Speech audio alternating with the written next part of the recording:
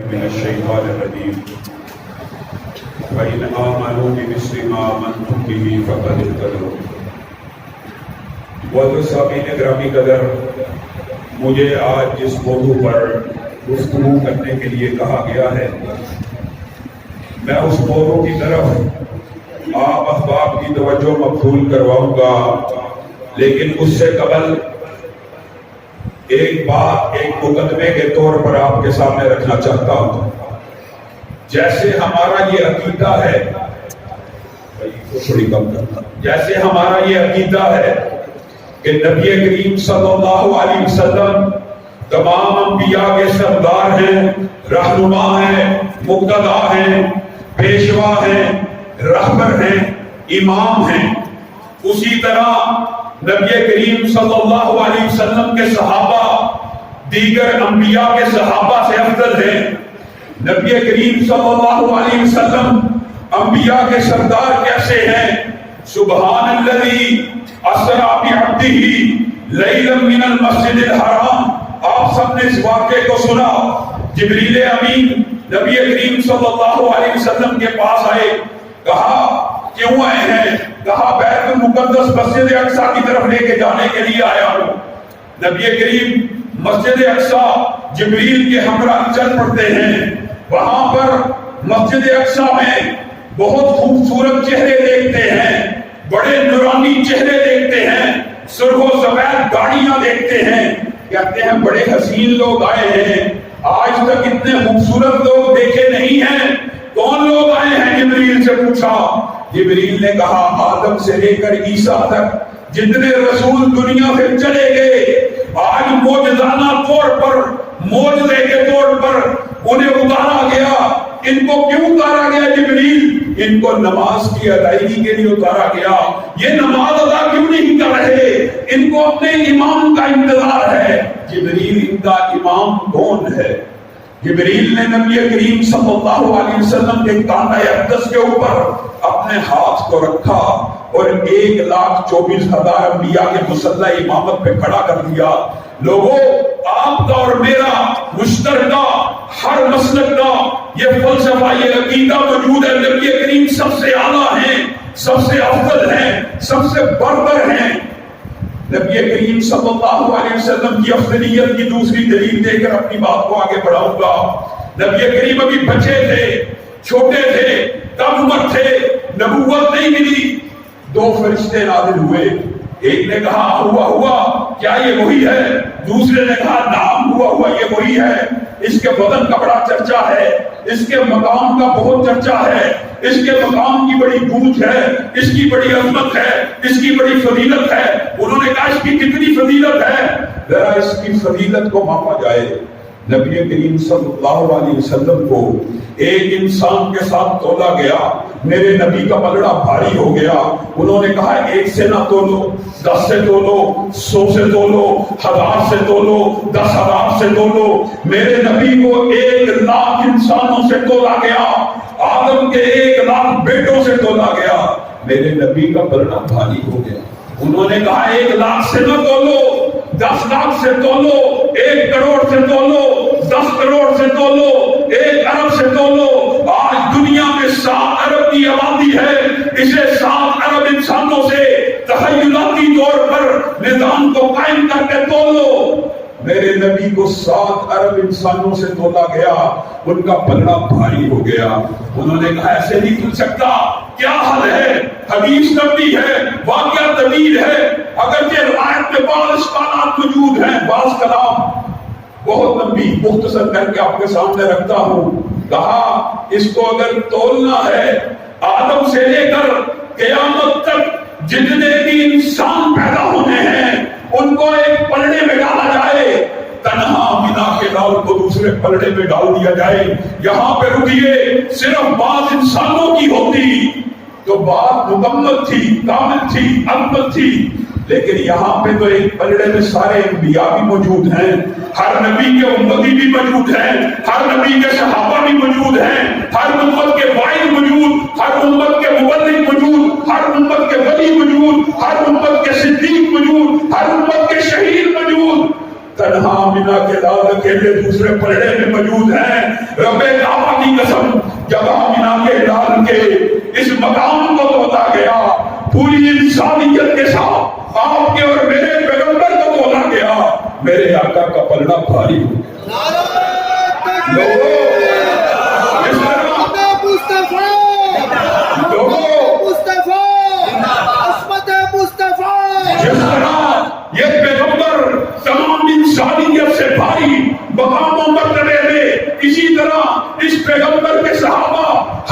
کے صحابہ سے بھاری مقام و مرتبے میں وجہ کیا ہے؟ وجہ کیا ہے؟ وجہ بھی سن لیجئے. بات اپنی طرف سے کہوں تو مجرم ہوں گا.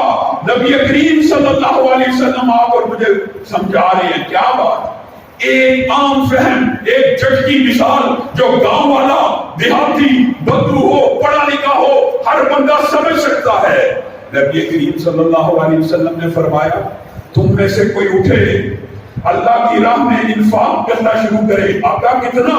سونا، ہیرے، جواہرات، زیورات، دنیا کی سب سے مہنگی دار ہیرے اگر ان کا ڈھیر لگا دے اللہ کی بارگاہ میں خرچ کرنے کے لیے خلوص نیت کے ساتھ، بغیر ریا کے، ثواب کی امید کے ساتھ کوئی بندہ آج اٹھے، کتنا کرے؟ اس مسجد جتنا ڈھیر ہو، ایک کمرے جتنا ڈھیر ہو، نہیں، بہت پہاڑ جتنا ڈھیر ہو. جو لوگ مدینہ گئے ہیں انہوں نے احد پہاڑ کی طوالت کو بھی دیکھا ہے، لمبائی کو بھی دیکھا ہے، جسامت کو بھی دیکھا ہے. 9 کلومیٹر میں پھیلا ہوا، 3 میل چوڑا یہ پہاڑ. بعض روایات اور بعض واقعات اور جغرافیائی کے ماہرین نے اس کی طوالت مختلف بیان کی ہے، لیکن جو دیکھ کے آئے ہیں یہ کمرے جتنا نہیں، مسجد جتنا نہیں، بہت لمبا چوڑا ہے، بہت طویل ہے، بہت بڑا ہے. اللہ کی بارگاہ میں بہت پہاڑ جتنا آج کوئی ہیرے، جواہرات، سونا، چاندی اکٹھا کر کے اللہ کی بارگاہ میں خرچ کر دے. نبی کریم صلی اللہ علیہ وسلم نے فرمایا اللہ کی قسم وہ احد پہاڑ جتنا خرچ کر لے دنیا کی سب سے زیادہ قیمتی شے کو میرے ادنا صحابی کے آدھ ہاتھ کے برابر ثواب کو نہیں پہنچ سکتا. صحابی کا آدھا ہاتھ، ایک مٹھ نہیں، آدھی مٹھ، آدھا ہاتھ، اس کا انفاق آج امتی بہت پہاڑ جتنا انفاق کر دے اس کے اجر و ثواب کو نہیں پہنچ سکتا. نبی کریم صلی اللہ علیہ وسلم، نبی کریم صلی اللہ علیہ وسلم کی صحبت کتنی عمدہ ہے. اللہ کی قسم تم ولیوں کی صحبت میں، شیوخ الحدیث کی صحبت میں اگر پوری زندگی گزار دو صحابی کے ایک لمحے کی عظمت کا مقابلہ نہیں کر سکتے. وجہ کیا ہے؟ اس نے اس نبی کی صحبت میں وقت کو گزارا کہ جس کو صرف دیکھنے والی آنکھ کے اوپر اللہ رب العزت نے جہنم کی آنکھ کو حرام کر دیا. یہ صحابی کا تھوڑا درجہ ہے کہ جس نے حالت ایمان میں نبی کریم صلی اللہ علیہ وسلم کو صرف دیکھ لیا اس آنکھ کے اوپر اللہ نے جہنم کی آگ کو حرام کر دیا. اور اس آنکھ کی فضیلت کیا ہے اس کے اوپر کبھی غور کیا؟ یہ تو چلو نبی کی فضیلت ہے کہ صحابی کی فضیلت بھی بنتی ہے. صحابہ نے نبی کو دیکھا، اس چہرے کو دیکھنے کی وجہ سے یہ آنکھ آگ میں نہیں جائے گی. لیکن اس صحابی کی آنکھ کی فضیلت کیا ہے؟ صحیح حدیث میں آتا ہے نبی کریم صلی اللہ علیہ وسلم نے کہا جس نے میرے صحابی کی آنکھ کو دیکھ لیا، جس نے میرے صحابی کو دیکھ لیا. وجہ کیا ہے؟ نسبت وہی رسول کے ساتھ ہے کیونکہ صحابی کی آنکھ نے رسول کو دیکھا تھا. جس نے میرے صحابی کی آنکھ کو دیکھ لیا میں محمد صلی اللہ علیہ وسلم اس آنکھ کے اوپر بھی جہنم کی آگ کو حرام کرا دیا. کیا مطلب؟ تم صحابہ کی بات کرتے ہو، یہاں تو تابعین بھی جنتی ہیں کہ جنہوں نے صحابہ کو صرف دیکھ لیا وہ بھی جنتی. اور یہاں پر معاشرے کے اندر عجیب و غریب فلسفہ، نبی کریم صلی اللہ علیہ وسلم کے ساتھ رہنے والے، نبی کریم کے دونوں سسر، نبی کریم کی بیویاں، نبی کریم کے سسرالی رشتہ دار، برادر نسبتی، سارے ارد گرد جتنا خاندان ہے نبی کریم پوری دنیا کی ہدایت کے لیے آئے، جن کو نام لے لے کے جنت کی بشارت دی. آج ان کے خلاف ہرگاہ سرائی کرتے ہو، آج ان کے خلاف گفتگو کرتے ہو، آج ان کے، اور یہ سارا کا سارا فلسفہ من گھڑت کیوں گڑا ہوا ہے؟ کس لیے گڑا ہوا ہے یہ بھی سن لیجئے. اس لیے گڑا ہوا ہے جس نبی کی فیملی مشکوک کر دی جائے اس نبی کی معاذ اللہ تبلیغ اور دین کا دائرہ کار کیا ہوگا. نعوذ باللہ نبی کریم کے دونوں سسر برے، بلکہ تینوں سسر حضرت ابو سفیان بھی برے، نعوذ باللہ حضرت ابو بکر بھی، حضرت عمر بھی، تینوں برے، تینوں بیویاں بری. یہ نبوت ہے، یہ تبلیغ ہے، یہ اصلاح ہے، یہ نبی کریم صلی اللہ علیہ وسلم کا دائرہ یہ کہاں سے فلسفہ اٹھایا؟ نبی کریم صلی اللہ علیہ وسلم تو حضرت ابو بکر کے بارے میں 12 جنت کی بشارت، لمبا چھوٹا موضوع ہے، 12 جنت کی بشارت دے چکے، 12 جنت کی بشارت دے چکے، لیکن حضرت ابو بکر کا مقام و مرتبہ کیا ہے؟ افضل الخلائق بعد الانبیاء، اور چشم فلک نے انبیاء کے بعد ابو بکر سے عظیم چہرہ نہیں دیکھا۔ کہا گیا آقا میں رات کو ستارے دیکھتی ہوں، میں دیکھتی ہوں بہت ستارے ہیں، گنتی میں نہیں آتے، کوئی سائنس کا طالب علم آج موجود ہو، اس کو پتا ہے یہ ستارے گننا شروع کر دیے جائیں، دن بیت جائیں گے، راتیں ختم ہو جائیں گی، سال گزر جائیں گے، ایک بندہ صرف گننا شروع کر دے، ساری عمر گنتا رہے، ستارے ختم نہیں ہو سکتے۔ کہا بابا کوئی ایسا بھی ہے جس کی نیکیاں ان ستاروں سے جیسی ہو؟ کوئی ایسا بھی ہے جو نیکیوں میں ستاروں جیسا ہو؟ امی عائشہ کہتی ہیں دل میں خواہش تھی، دل میں تمنا تھی کہ میرے خامن میرے بابا کا نام لے دے۔ کہا بابا کا نام نہ لیا، کہا ہاں امت میں ایک نوجوان ایسا ہے جس کی نیکیاں ستاروں جیسی ہیں۔ میں نے پوچھا کون ہے؟ کہا عمر ہے۔ کہا میرے دل کو چوٹ لگی۔ میں نے کہا بابا، میں نے کہا میرے بابا، اے آقا دو جہاں میرے بابا، میں چاہتی تھی آپ ان کا نام لیتے، آپ ان کا ذکر کرتے۔ نبی کریم صلی اللہ علیہ وسلم مسکرانا شروع ہو گئے۔ کہا عائشہ تم اپنے بابا کی بات کرتی ہو، یہ ستارے عمر کے سامنے مام ہیں، اور ابو بکر کی ساری زندگی کی کیا بات کرتی ہو؟ ابو بکر کی صرف 3 راتیں جو اس نے غار ثور میں گزاری ہیں، عمر کی ساری نیکیوں میں بھاری۔ 3 دن کی ریاضت عمر کی ساری نیکیوں سے زیادہ۔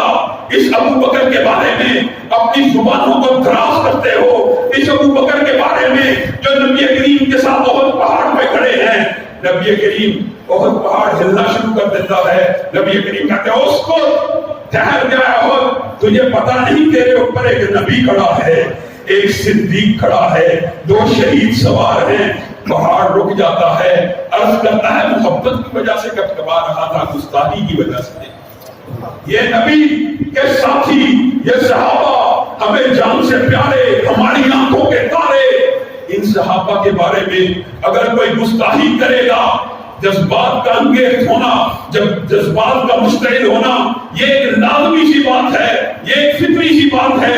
ایک مقدمہ آپ کے سامنے رکھ کے اپنی بات کو آگے بڑھاؤں گا۔ لوگوں وجہ کیا ہے؟ یہ صحابہ کو مقام ملا کیوں؟ یہ وجہ کیا ہے کہ اللہ آیتیں نازل کر رہا ہے، اللہ ان سے راضی ہے، یہ اللہ سے راضی ہیں۔ یہ جب ایک دوسرے کے ہاتھ کے اوپر ہاتھ رکھ رہے تھے، یہ ایک دوسرے کے ہاتھ کے اوپر ہاتھ نہیں رکھ رہے تھے، بلکہ اللہ کے ہاتھ پہ ہاتھ رکھ رہے تھے۔ اور بندہ مومن کو تو یہ فضیلت آج بھی حاصل ہے۔ یہ کتنی خوش نصیب امت ہے، مسجد میں آئے، سجدہ کرے، اللہ کے سامنے جھک جائے۔ اللہ رب العزت نے نبی کریم کے ذریعے ہمیں پیغام دیا، بندہ بشر سجدہ تو مسجد میں کرتا ہے، مصلی پہ کرتا ہے، لیکن اس کا سر رب کے پاؤں پہ ہوتا ہے۔ یہ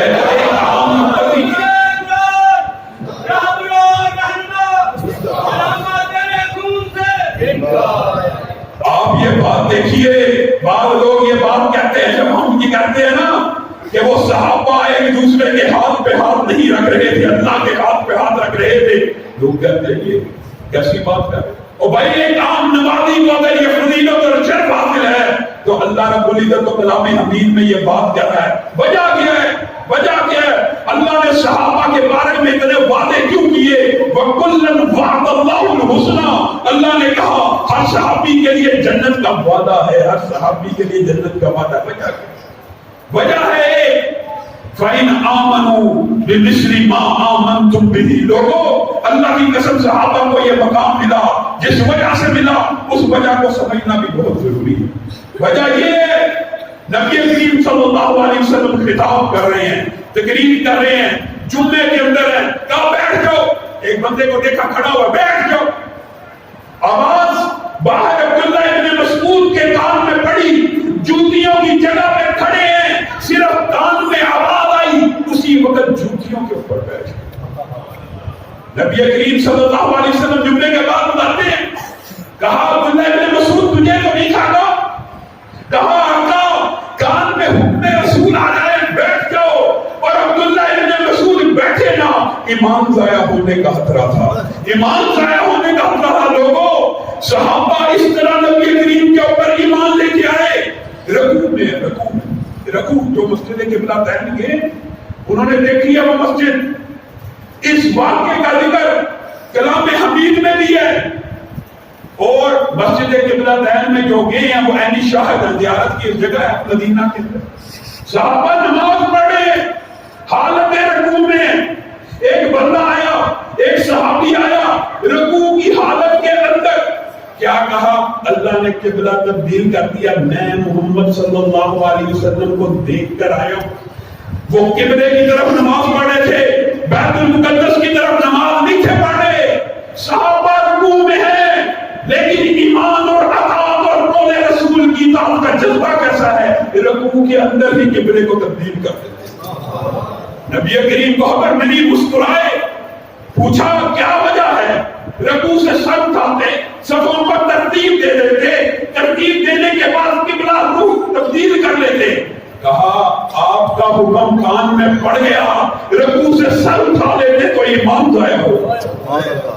لوگوں صحابہ نے اس طرح نبی کریم کی اطاعت کی، یہی وجہ ہے جو ان کا مقام و مرتبہ اتنا بلند ہے، اتنا بلند۔ اطاعت کا جذبہ کیسے؟ جب یہ ایک الگ موضوع ہے۔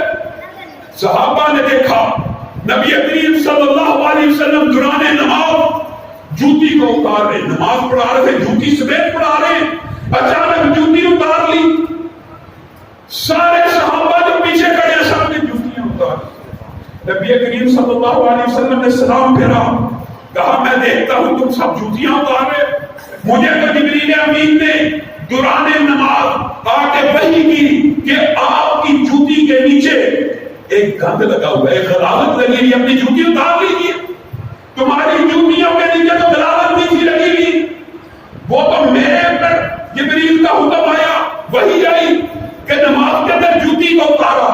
کہا آپ کو جوتی اتارتے ہوئے دیکھا، اگر جوتی نہ اتارتے تو نماز ضائع ہو جاتی۔ لوگوں یہ وہ صحابہ ہیں، نبی کریم رستے سے چل رہے، صحابی روک گئے، کہا رکے کیوں، چلتے کیوں نہیں؟ کہا آقا یہ گڑھا تھا، یہاں سے آپ نے گڑھے کو پار کیا، نظر نے دھوکہ کھایا، ذہن کو یاد نہیں، آپ نے دایاں پاؤں پہلے رکھا تھا کہ بایاں پاؤں پہلے رکھا۔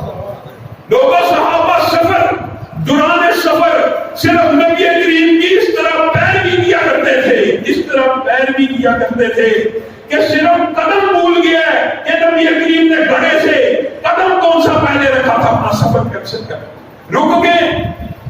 حضرت عمر کا وہ قول بھول گئے ہو، حجر اسود تو نہ مجھے نفع دے سکتا ہے نہ نقصان دے سکتا ہے، لیکن اللہ کی قسم تجھے چومتا ہوں اس لیے کہ پیارے نبی کے دو ہونٹوں میں چومتا، صرف اس لیے چومتا ہوں، مجھے پتا ہے تو نفع نقصان کا مالک نہیں ہے۔ آج ہم نے کیا عقیدے گڑے ہوئے ہیں، پتھر، شجر، حجر نفع نقصان کے مالک، خانہ کعبہ کے اندر اتنا افضل اور برتر اور جنت سے لایا گیا پتھر اگر تجھے اور مجھے نفع اور نقصان تقدیر کے بعد میں نہیں دے سکتا، ثواب دے گا، ثواب دیتا ہے، لیکن وہ بھی اللہ دیتا ہے اس پتھر کو چومنے کی وجہ سے، اتباع رسول کی وجہ سے۔ اور تو نے کہا فیروزہ میں بھی ثواب ہے، حضرت عمر کی دشمنی کی انتہا ہے۔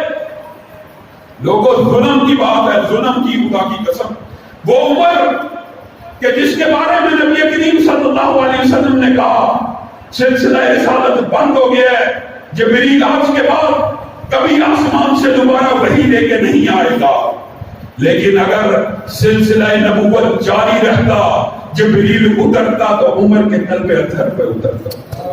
اس عمر کے قاتل کا تم لوگ مدار بناؤ، اس کا نام بابا شجاع فیروز ابو لولو مجوسی کا عرس مناؤ، اس کے نام پہ پتھر یاد کرو، اور اہل سنت سے کہو جاؤ جب رمضان میں جانا فیروزہ کی تصویر لے کے آنا۔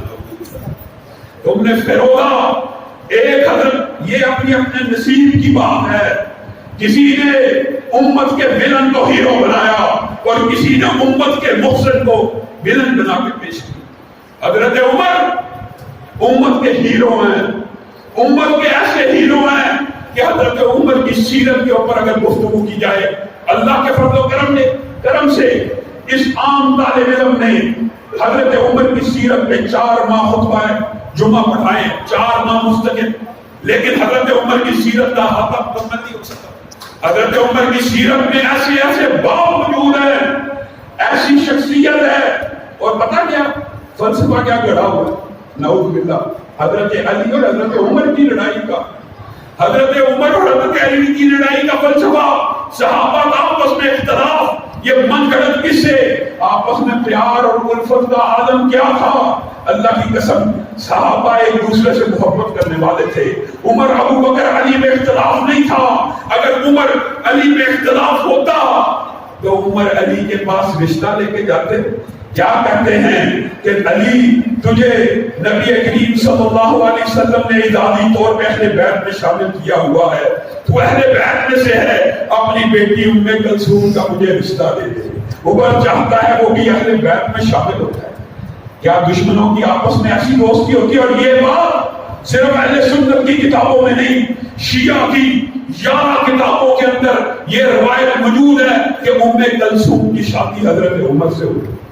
یہ لڑائی ہے، یہ جھگڑا ہے، حضرت علی کی بیٹی کے ساتھ حضرت عمر شادی کر رہے ہیں، یہ اختلاف ہے۔ یہ اختلاف خود بخود بنایا گیا ہے۔ علی سے اتنی محبت ہے، اتنا پیار ہے شیخین کریمین کا۔ ایک مرتبہ حضرت علی درمیان میں چل رہے ہیں، حضرت ابو بکر دائیں، حضرت عمر بائیں، محبت اور الفت ایسی ہے۔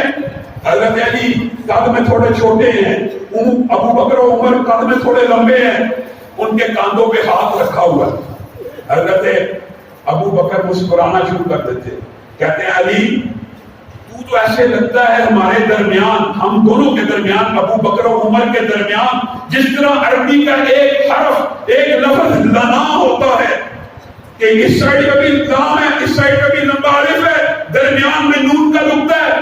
علی تو لنا کے نون کے نقطے کی طرح یہ آپس میں محبت ہے۔ علی جواب میں کوئی تلخ بات کرتے ہیں، کہا اگر اس نون کے نقطے کو باہر نکال دو فانتما لا، تم دونوں کچھ باقی نہیں رہ جاؤ گے۔ یہ محبت ہے، یہ وابستگی ہے، یہ تعلق ہے۔ تم نے لڑائیوں کے قصے بنائے ہوئے، حضرت علی کی حضرت عمر سے محبت کا عالم، حضرت ابو بکر سے محبت کا عالم کیا ہے؟ جاؤ، حضرت علی امین ہے، کس روایت کے، کس حدیث کے، پتہ ہے ہم تک یہ حدیث کیسے پہنچی کہ ابو بکر و عمر جنت کے ادھیڑ عمر لوگوں کے سردار ہو گئے؟ اس کا راوی کون ہے؟ حضرت علی ہیں۔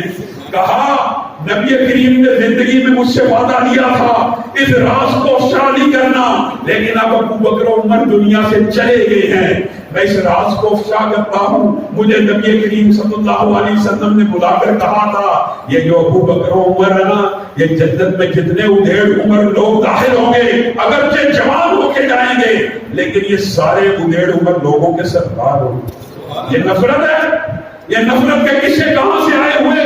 حضرت علی کے اوپر مقدمہ ہوا، حضرت عمر مقدمہ سن رہے ہیں، اور علی کو کیا کہہ رہے ہیں؟ یا ابا الحسن، اور فرید کو اس کے نام سے بلاتے ہیں۔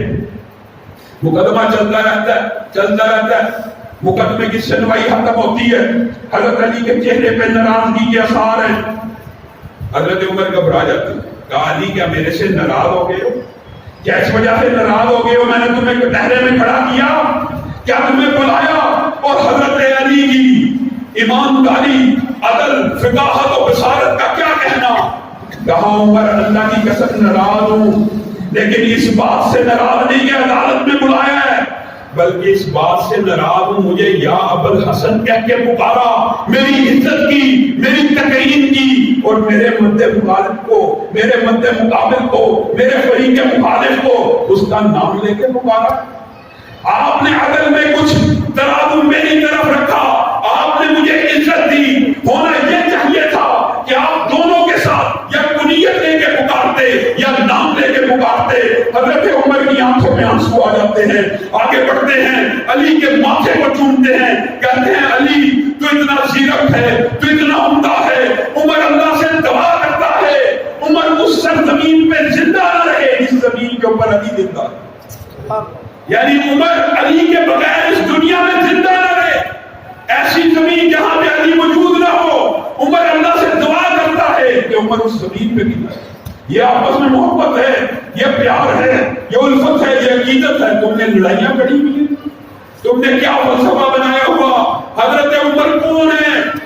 اور لوگوں، عدل و انصاف کا یہ پیکر، اتنا عظیم انسان مقداد کے ساتھ عبید اللہ کی لڑائی ہو۔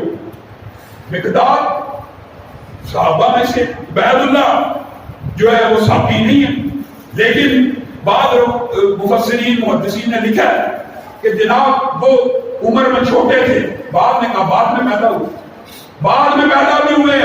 مقداد کے ساتھ گفتگو ہوئی ہے، جو کبار تابعین ہوتے ہیں اور جو صحابہ ہوتے تھے ان کا آپس میں ظاہر گفت و شنید ہو سکتی تھی، لڑائی ہو سکتی ہے، ایک کسی واقعے میں طلاق نہیں ہوگی۔ حضرت عمر کو پتا چلا عبید نے مقداد کو کچھ برا بلا کے کہا عبید اللہ کو بلایا جائے۔ عبید کو بلایا گیا، لوہار کو حکم دیا۔ کیا حکم دیا؟ لوگوں، آپ کے اور میرے لیے یہ واقعات مشعل راہ ہیں، ہم کیوں صحابہ کی عظمت کی جنگ لڑتے ہیں؟ ہمیں کیا مسئلہ ہے؟ صحابہ کی عظمت کی جنگ لڑنی چاہیے، کیونکہ صحابہ کی عظمت کی جنگ عمر نے لڑی، ابو بکر نے لڑی، خود نبی کریم صلی اللہ علیہ وسلم نے لڑی۔ کیسے؟ آپ کے سامنے واقعہ۔ حضرت عمر نے کہا لوہار کو تلوار تیز کرے، میں عبید کی زبان کو کاٹ ڈالوں گا جو کسی صحابی پہ اٹھی ہے، اس عبید کی زبان کو کاٹ ڈالوں گا جو کسی صحابی رسول پہ اٹھی ہے۔ مقداد ہوتا جاتے ہیں، کیا ہو گیا؟ آپس میں کل ہی تھی، پیچک ہو گیا، صلح ہو گئی ہے، اس کو معاف کیا جائے۔ باپ بیٹے کی زبان کاٹتا ہے، کسی صحابی کے اوپر دراز ہوئی ہے اور صحابی سفارش کر رہا ہے، حضرت عمر کے پاس کہ ایک دفعہ معاف کر دیجیے، ایک دفعہ معاف کر دیجیے۔ لوگوں، نبی کریم صلی اللہ علیہ وسلم کی سیرت کا مشہور واقعہ آپ نے سنا ہوگا، عبداللہ ابن ابی کا۔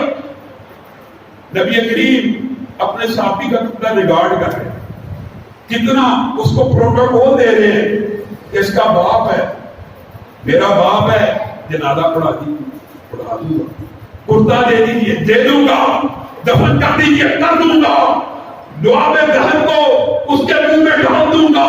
اللہ آسمان سے آیتوں کو نازل کرتا ہے، اس کی 70 مرتبہ بھی اگر تو دعائے مغفرت کر، تو چاہے جتنا مرضی بڑا رحم دل ہو، میں اللہ گستاخ رسول کی توبہ کو قبول نہیں کرتا۔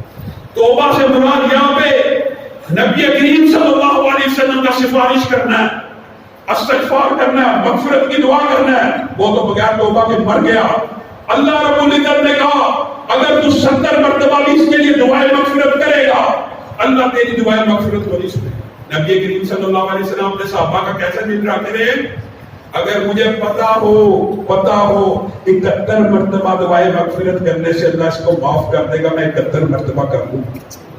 لوگوں، یہ جو نبی کریم صلی اللہ علیہ وسلم کو ساری زندگی برا بلا کہتا رہا، نبی کریم اس کا جنازہ پڑھانے پر تیار، ایک اور جنازہ آیا، نبی سے درخواست کی گئی اس کے جنازے کو پڑھایا جائے، نبی نے کہا نہیں پڑھاتا، کہا اس کے جنازے کو کفنایا جائے، نبی نے کہا نہیں کفناتا، کہا اس کے جنازے کو دفنایا جائے، نبی نے کہا نہیں دفناتا۔ وہ نبی جو خود کو گالیاں دینے والوں کا جنازہ پڑھانے والا ہے، اس کا جنازہ کیوں نہیں پڑھاتے؟ اس کا جنازہ کیوں نہیں پڑھایا؟ کہا یہ میرے عثمان کو گالیاں دیا کرتا ہے۔ لوگوں کو نبی جو اپنے دشمنوں کو معاف کر دینے والا، اپنے صحابی کے بارے میں حردا سرائی کرنے والے کے جنازے کو نہیں پڑھا۔ اور میں اور آپ کس کھیل کی بولی ہے؟ یہ صحابہ کا دور ہے جو آپس میں مقام و مرتبے میں برابر ہے۔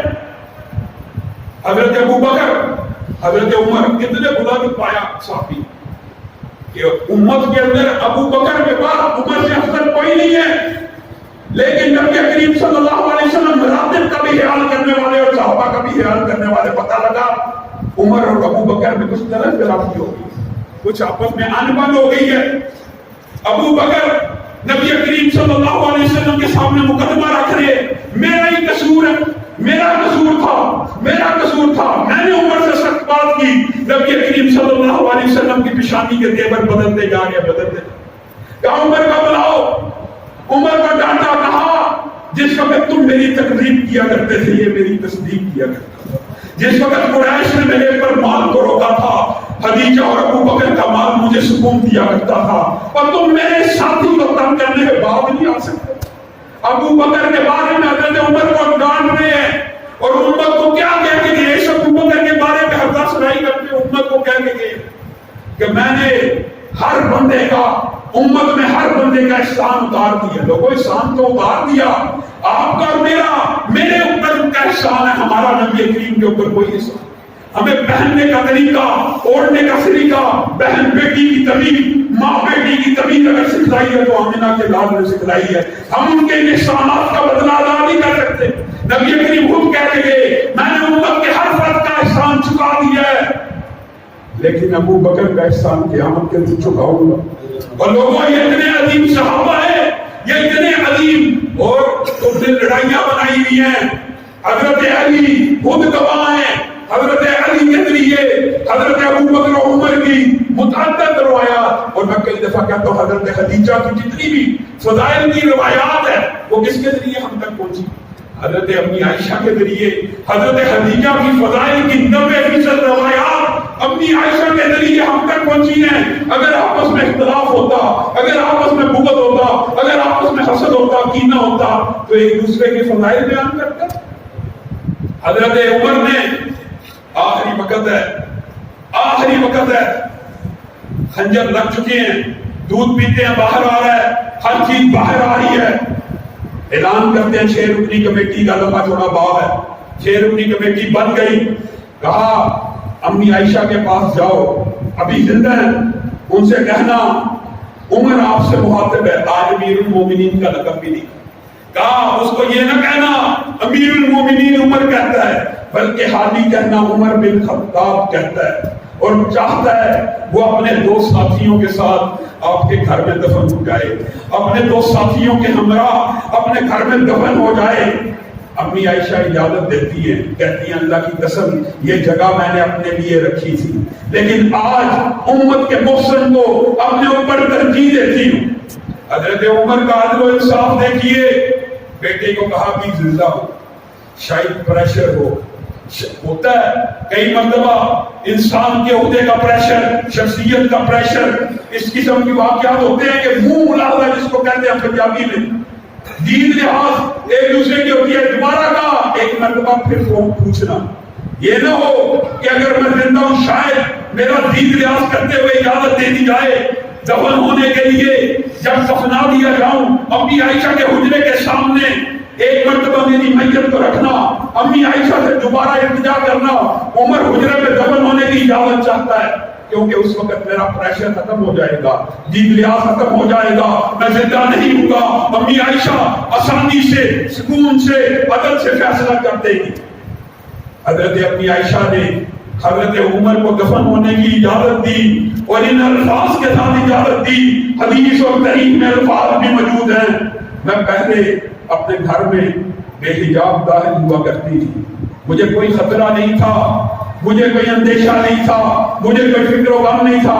ایک باپ ہے، ایک خاوند ہے، لیکن جب سے عمر میرے گھر میں دفن ہو گئے مجھے عمر کی غیرت کا خیال آتا ہے، مجھے عمر کی راتوں کا خیال آتا ہے، مجھے عمر کی دعاؤں کا خیال آتا ہے.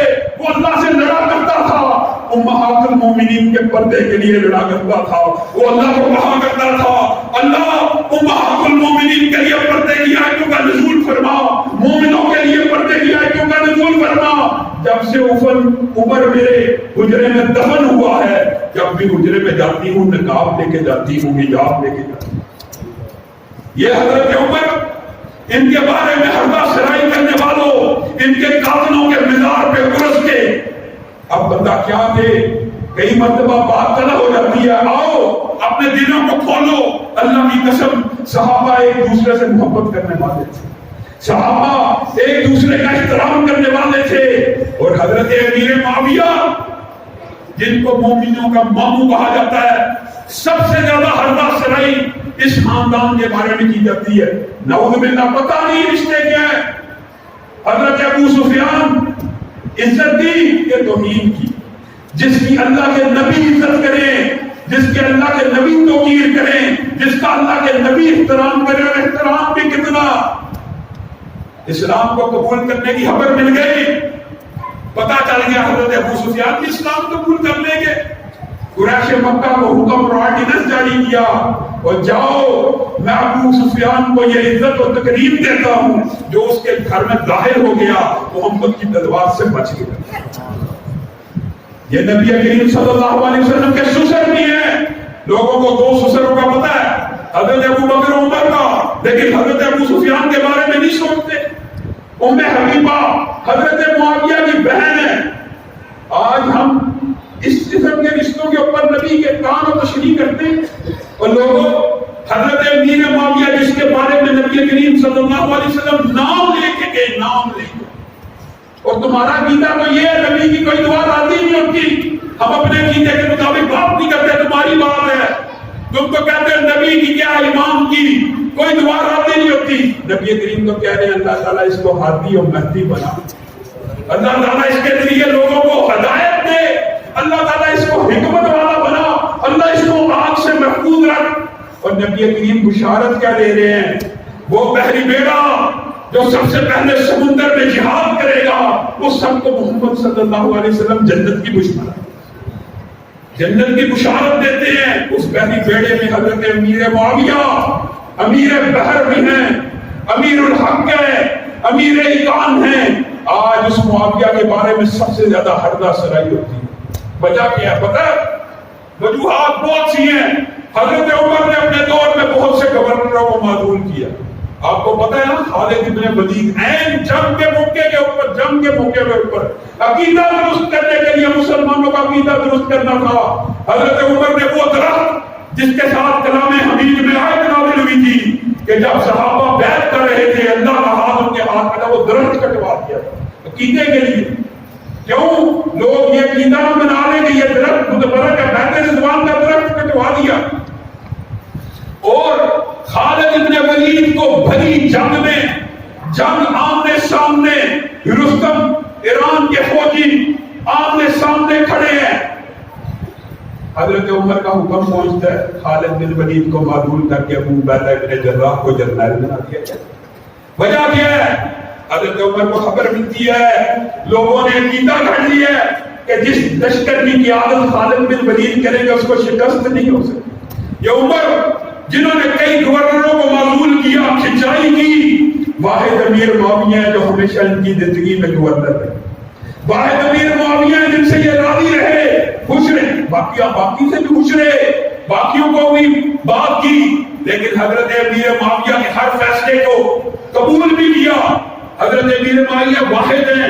آپ کو پتا نا حضرت عمر جب گئے ہیں فتح بیت المقدس کے اوپر، تو ان کو اس وقت کے لوگوں نے بھی کہا گھڑسوائی کے اوپر یہ اچھا گھوڑا ہے، یہ اس کے اوپر سوار ہو، اچھا لباس پہنے وغیرہ۔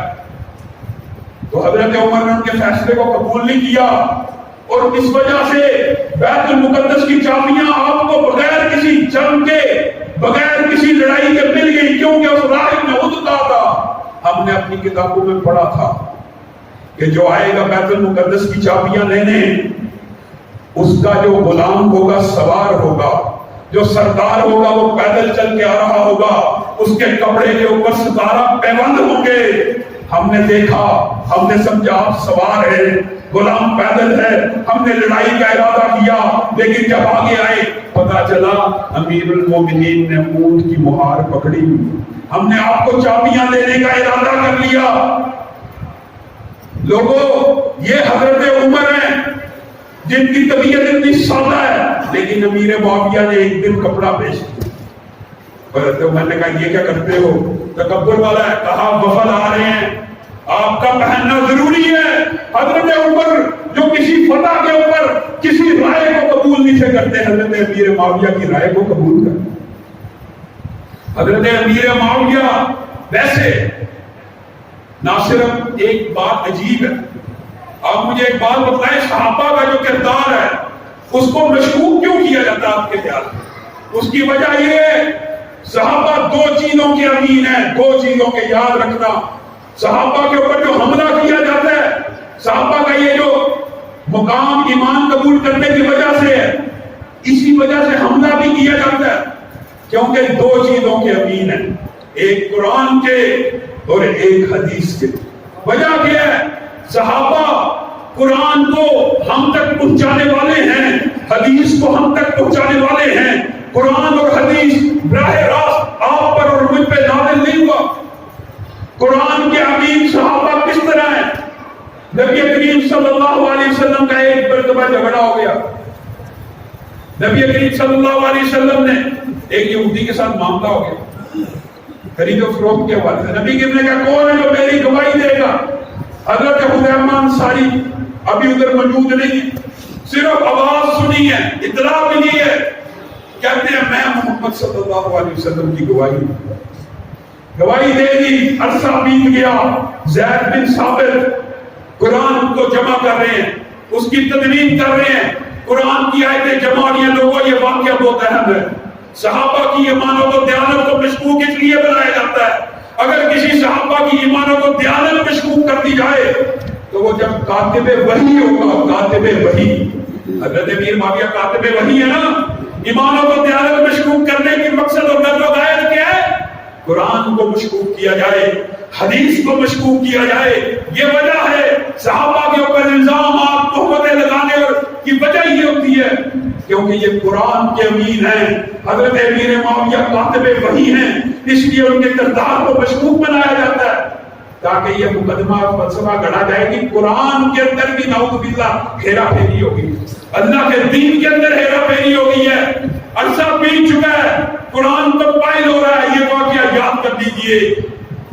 قرآن کی تلاوت ہو رہی ہے، ہر صحابی آ کے آیت سناتا ہے، کہتا ہے میں نے یہ آیت نبی کریم صلی اللہ علیہ وسلم سے اس آیت کے بعد سنی، اس کو قرآن میں ڈال لیجئے۔ ڈال دیتے ہیں، دعا لے آئیے، دو بال ہے، ڈالی جا رہے۔ قرآن کی کمپائلیشن مکمل ہو گئی ہے۔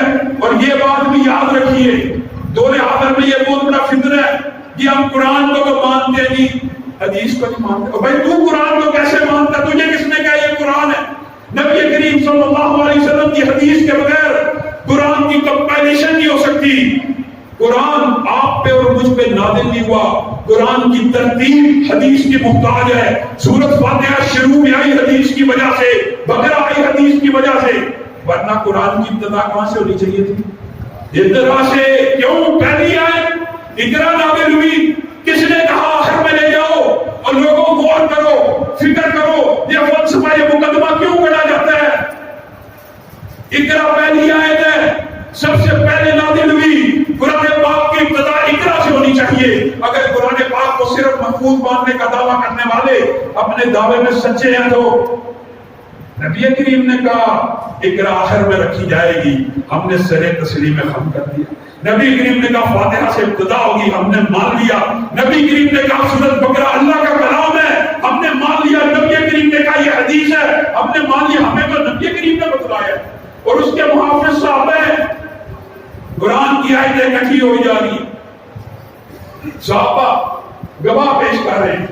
دو روایات ہیں اس بارے میں۔ سورۃ توبہ کی آخری آیت حضرت علامہ انصاری لے کے آ رہے ہیں، بعض کے نزدیک سورۃ احزاب کی 23ویں آیت۔ مختصر بات یہ ایک آیت لے کے آ رہے ہیں، صحابی کو کہتے ہیں میں نے یہ آیت اللہ کے نبی سے اس آیت کے بعد سنی ہے۔ یہ آیت ہم میں سے تو کسی نے نہیں سنی، تو کیسے کہتا ہے تو نے سنی ہے؟ اللہ کی قسم میں نے سنی تھی، میں غلط بیانی نہیں کر رہا، میں نے اس آیت کے بعد یہ آیت خود نبی کریم سے سنی تھی۔ اپنا گواہ دے کیا ورنہ تجھے دھرے پڑے۔ پریشان ہیں، بے قرار ہیں، بے چین ہیں، جاتے ہیں۔ ابو ہریرہ کھڑے ہوتے ہیں، کہتے ہیں سن مجھے ساتھ لے کے چل، تو نے یہ آیت سنی تھی؟ نہیں میں نے نہیں سنی، لیکن میں نے اس سے بھی بڑی ایک بات سنی۔ مجھے نبی کریم کے کانوں سے، میں نے اپنے کانوں سے نبی کریم کا ایک فرمان سنا ہے، مجھے دربار خلافت میں لے کے چل، میں تیری گواہی پیش کرتا ہوں۔ کیسے گواہی ہوئی؟ لوگوں کو پتا ہے علامہ انصاری ابو ہریرہ کو ساتھ لے کے جا رہے ہیں۔ حضرت ابو ہریرہ سے پوچھا گیا ہاں تو نے اس آیت کو اس آیت کے بعد سنا تھا؟ نہیں سنا تھا۔ پھر حذیفہ انصاری جملے لگنے کے لیے تیار ہو گیا۔ حذیفہ انصاری کو جملے نہیں لگ سکتے، کیوں نہیں لگ سکتے؟ میں نے نبی کریم صلی اللہ علیہ وسلم کو یہ فرماتے ہوئے سنا تھا۔ جب حذیفہ نے نبی کریم کی بن دیکھے، بن جانے، بن موجود ہوئے گواہی دی تھی، تو نبی کریم حذیفہ سے پوچھ ہوئے تھے اور کہا تھا حذیفہ تجھ اکیلے کی گواہی قیامت تک دو گواہوں کے برابر۔ لوگوں اس وجہ سے صحابہ کے خلاف مقدمہ رکھا جاتا ہے، کیونکہ صحابی اکیلے کی گواہی سے قرآن بن جاتا ہے۔ نبی کریم کے فرمان کی وجہ سے جو بات ثابت ہو جائے، اس لیے صحابہ کے کردار پیش کیا، اس لیے صحابہ کے اوپر تان کیا جاتا ہے۔ اللہ رب العزت ہمیں اس فتنے سے محفوظ رکھے۔ ہمارا عقیدہ یہی ہونا چاہیے کہ نبی کریم صلی اللہ علیہ وسلم کے صحابہ کا نبی کریم صلی اللہ علیہ وسلم کے ساتھ گزارا گیا ایک لمحہ ہماری پوری زندگی حرم میں گزارے جانے سے افضل ہے، ہماری پوری زندگی شیخ الحدیث کے ساتھ گزارے جانے سے افضل ہے۔ اللہ رب العزت جو کہا گیا، جو سنا گیا، اس کے اوپر عمل پیرا ہونے کی توفیق عنایت فرمائے۔ سبحان ربک رب العزت عما یصفون وسلام علی المرسلین والحمد للہ۔